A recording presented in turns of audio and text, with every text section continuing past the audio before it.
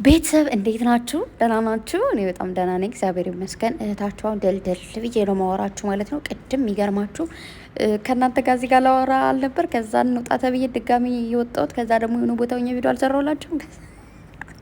ከዛ ቦታ ላይ ግን ደግሞ በድጋሚ ቪዲዮቸውን ያየሁትና አም ሶ ሀፒ በጣም ደስ ብሎኛል። ቅምጥሌም ቡራም ሰላም ስላወረዳችሁ። በቃ የሰው ልጅ እንደዚህ ሰላም ሲሆን ደስ ይላል። ሀብ ደግሞ እግዚአብሔር ያክብረ። ወንድም የአባት ምትክ ነው። በነገራችሁ ላይ በተለይ ታላቅ ወንድም በቃ አንደኛ ትፈሩታላችሁ፣ ሁለተኛ ደግሞ ለእናንተ ምን ማሰብ እንደሌለበት ምን ማድረግ እንዳለበት እና እንደሌለበት በደንብ አድርጎ ያውቃል። ምክንያቱም ከእናንተ ቀድሞ የተፈጠረ ፍጥረት ስለሆነ ከእናንተ በፊት ያሳለፋችሁ አንዳንድ ነገሮች ስላሉ ማለት ነው። አይነው ትንሽም ለትልቅ ወንድሙ ማስተካከል ያለበት ምናምን ነገር ሊያውቅ ይችላል። ግን እንደ ታላቅ ወንድም ደግሞ የሚሆናል ብዬ አላስብም። ታናሽ ወንድምም ስለሌለኝ እንዴት እንደሆነ አላውቅም። ያው የእህቶቼ ልጆች ምናምን የወንድሞቼ ልጆች እነሱ በእነሱ ማየው እንደሆነ እንጂ እኔ ታናሽ ወንድም የለኝም። ግን የእኔ ወንድሜ ለምንድን ነው የሚባለው ይሄ ለታላቅ ወንድሙ የሚያደርገውን ነገር አለ። እውነት ለመናገር ያቅሙን የሆነ ነገር ያደርጋል ምናምን። ግን ታላቅ ደግሞ ታላቅ ነው፣ ብዙ መስዋዕትነትን ይከፍላል።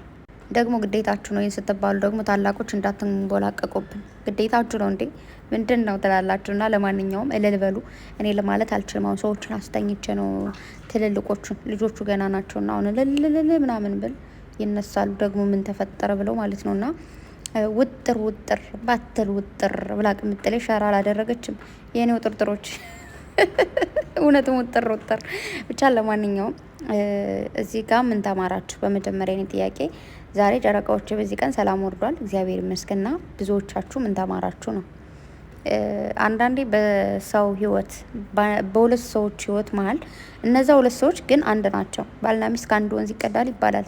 የአንድ ሳንቲም ገጽታው ነው ሳለ ግን ሳንቲም አንድ ነው፣ አንድ ሆኖ ግን ገጽታው ሁለት ነው። ልክ እነዚህ ደግሞ እንደምታያቸው እነዚህ ጥንዶች እዚህ ጋር የምታያቸው ሁለት ናቸው። ገጽታቸው ሁለት ነው ግን አንድ ናቸው። አመለካከታቸው፣ ወደፊት መሄድ ያለባቸው ነገር ምናምን። እኔ ጀመር ቅምጥሌ ጠዋት ስትጨፍር ካያችኋት በጣም ደስተኛ ነበረች፣ ሙሉ ፉል በቃ። በዛ ላይ ደግሞ የሁለታቸውን ፎቶ አይታችሁት ከሆነ ከጀርባ ነበረ ማለት ነው። እና ሀበሻ አንዳንድ የምንሸውደው ነገር ምንድን ነው?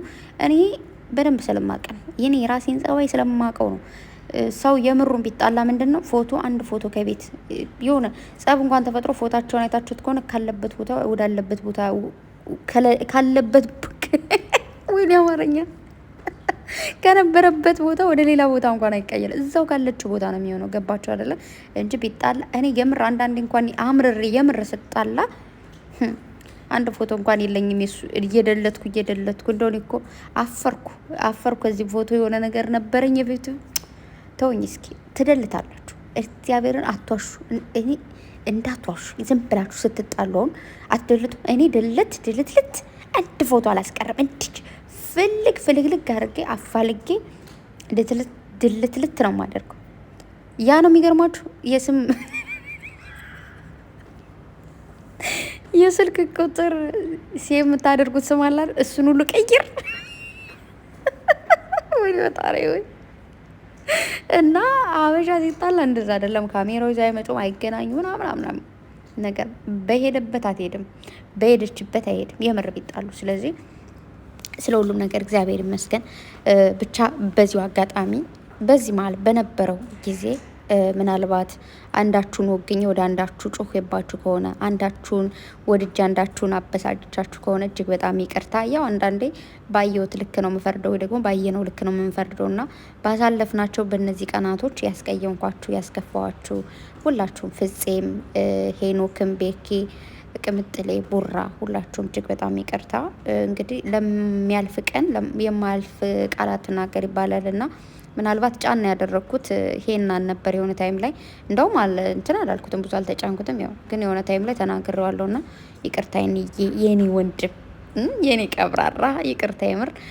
ምክንያቱም ያው ትናንት እኮ ተቀየርኩ፣ ወደ አንተ ሆንኩኝ። ምክንያቱም እሳይ እንኳን መታው ምናምን ብያለሁ። አየህ ጥሩ ስታርግ ጥሩ ነው። እና ወንድም አለም ይቅርታ፣ እንዲሁም ደግሞ ወንድማችን ቴዲ አንተም ደግሞ ይቅርታ።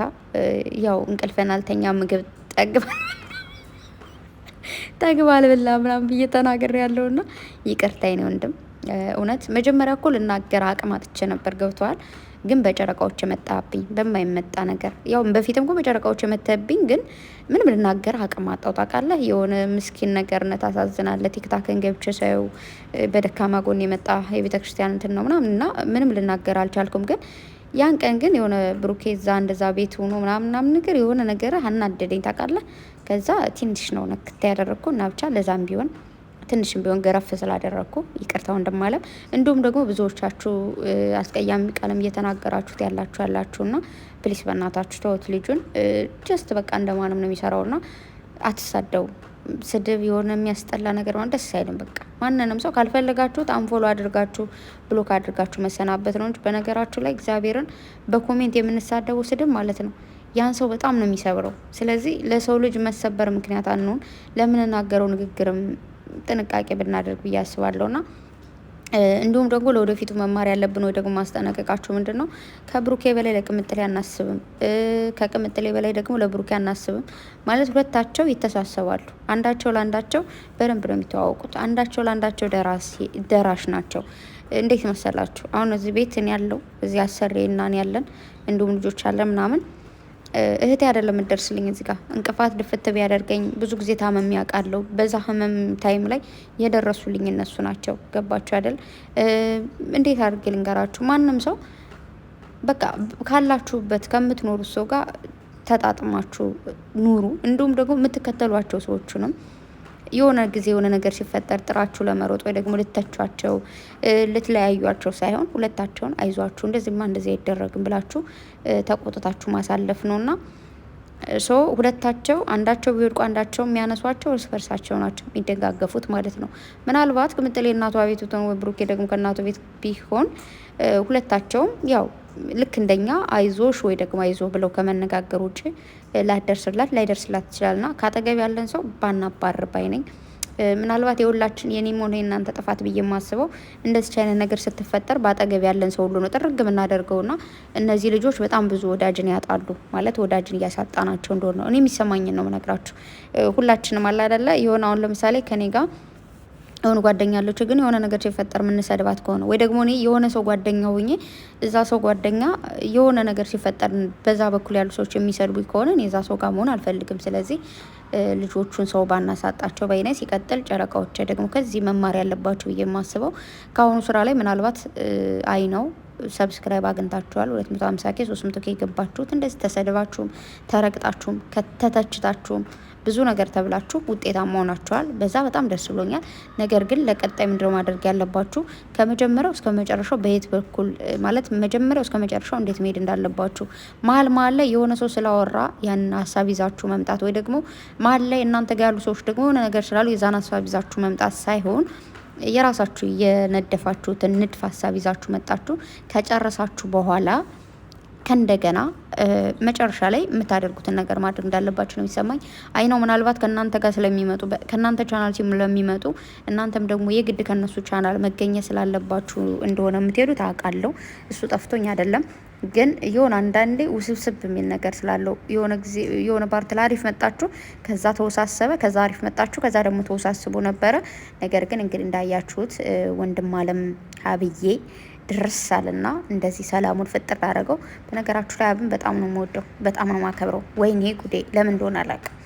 በጣም ከምላችሁ በላይ አከብረዋለሁ። በቃ ውድድ ነው የማደርገውና የሆነ ድርብብ ያለ ነገር ነው። ሚስቲቱ ደግሞ እሱን ቁጭ ሁለታቸው ባልና ሚስቶች ጋር አንድ ወንዝ ይቀዳል ይባላል እና የሆነ እህትና ወንድም ይመስሉኛል አንዳንዴና በተለይ እንደዚች አይነት ረብሻ በተፈጠረች ቁጥር አንዳንዴ እንዴት መሰላችሁ የሰው ልጅ አይነው ስራ እንደሆነ ያውቃል ምናምን፣ ግን ስራ እንደሆነ ቢያውቅም ወደ ወግኖ ወደ አንድ ሆኖ ምናምን መናገር ይችላል። ግን ያንን አንድ ቀን ሲያደርግ ስለማላየው እጅግ በጣም ደስ ይለኛል። በተለይ የሆነ የባል ወገኖች የሚስትን ወገን ሲወዱና ሚስትን ምንድነው የወንድማቸውን ሚስት የልጃቸውን ሚስት ምናምን ሲወዱ ሳይ እንደናንተ ልዩ ሰው የለም በዚህ ምድር።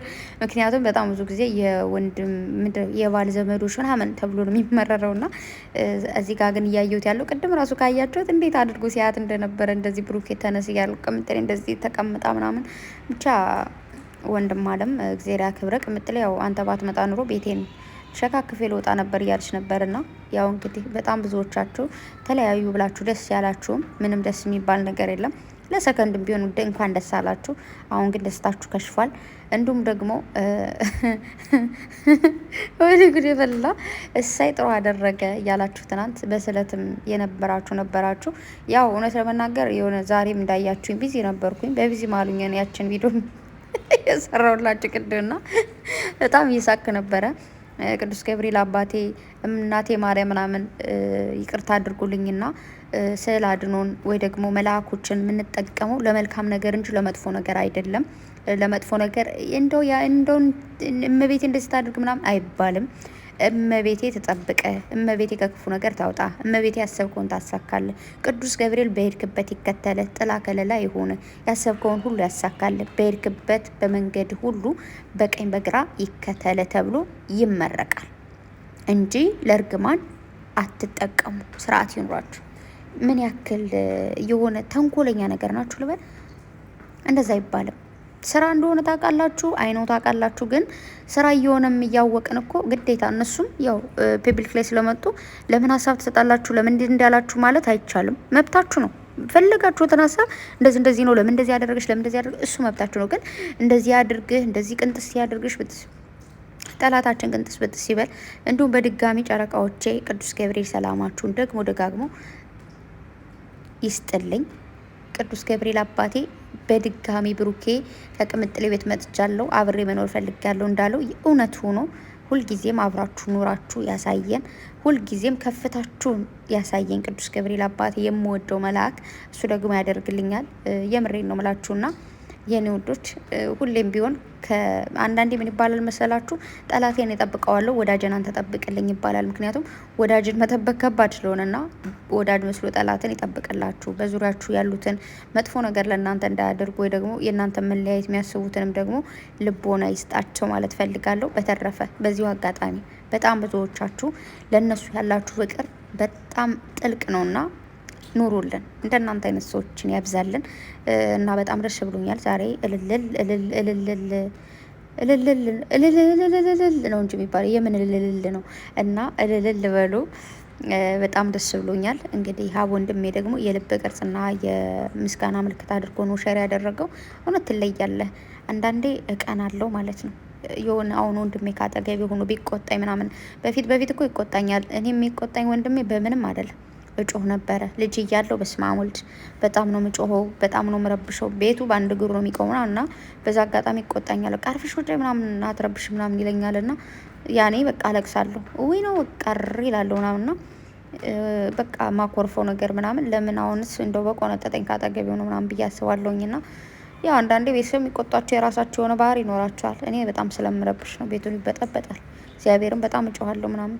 ከዛ ሲቆጡ ደግሞ አሁንም ለቅሶ ደግሞ ዝም ብሎ እንደዚህ ቀስ ብሎ ምናምን አይደለም፣ እጮኋለሁ። አገር ይስማልኝ እንዴ በቃ ተቆጥተውኛል፣ እንዴት እንደዚህ ይሆናል ምናምን ላለሁኝ። እና ወንድም ሲቆጣ ደስ ይላል።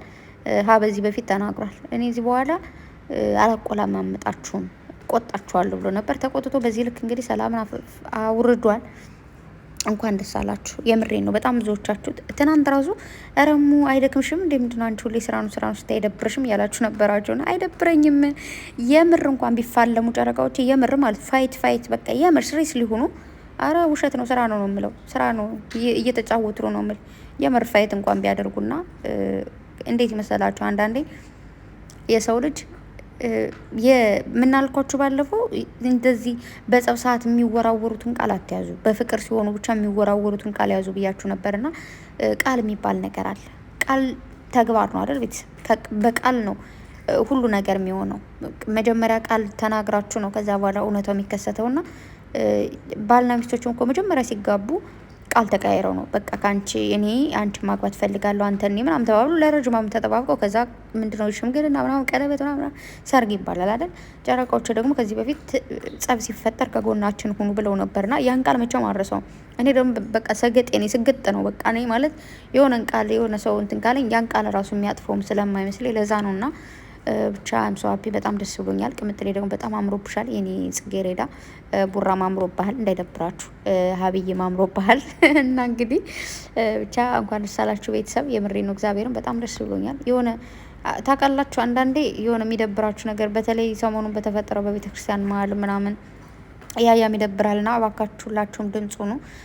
በንጹህ ደም በሚፈሱ ወገኖቻችን ይህ ነገር ማቆም አለበት ማለት ነው። ነገ እንግዲህ ደግሞ የሁለታቸው የ300K እና የ250K በአንድ ላይ ይከበራል ብዬ አስባለሁ። ያን ቀን ያምጣልን ያድርስልን፣ እንጠብቃለን አብረን ማለት ነው። ቤተሰብ በጣም ወዳችኋለሁ። አሁን በቃችን ነገር መጥቼ ላወራችሁ ነው። እንኳን ደስ አላችሁልን የመጣሁት እንጂ እኔ ታቸው በጣም ደክሞኛል፣ ልተኛ ነው። እሺ ወዳችኋለሁ። ባይ